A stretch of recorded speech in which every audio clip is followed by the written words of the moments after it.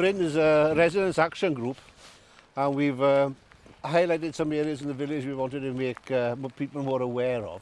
And this dry stone wall here is one example of it, where we try to include as much about the village as possible. If you start at the top there, we've got a candle in a niche there, which is indicative of what the miners would have used years ago underground. We've got these linked hearts together, which shows how close-knit a village it is. And the bird here shows how the wildlife has come back to the village since the coal pit has gone from here. Every year we run Boistfield of Bryn, the Beast of Bryn run, and down the bottom there then we've got an arrow pointing down the cycle track, which takes you all the way to Tolwood. They wanted us to actually tell them a part of the village history and the people's lives in and around the village. The Beast of Bryn comprises of three races, separate races. There's a 2K fun run for the children and for the up-and-coming runners. There's a 6.8 mile run and a 15-mile run.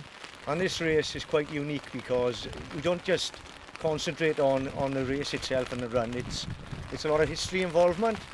So if people that come into the village that are not from this area, they get to see some fantastic sights and hear about a lot of the history that's in and around. So it is quite a big event, you know. You're looking at probably over 1,000 people on the day. Between 400 or 500 runners in the main race, probably 150, 200 runners in the 2K, which is, you know, it's quite a big event. We've had SOC involved from the first, it was the second year this year, the race.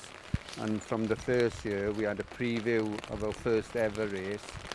They filmed then on race day, and then they came up on race day, filmed it. And that's what it's about, bringing people into the environment of Bryn and getting people up here. We put music on, we bring in, you know, we want to show the culture of Bryn, the culture of the area, and hopefully next year bring the Welsh Championships to Bryn. It is quite rewarding at the end of it when you see people smiling faces and kids smiling faces and receiving medals and thanking us for either a wonderful event or a great race or whatever. It's really rewarding.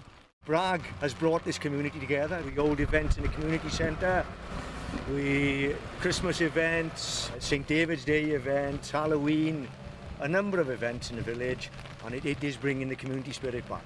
We got about 10 volunteers in Bragg, plus we got another subcommittee with the Beast of Bryn. So there's about another 8 to 10 people.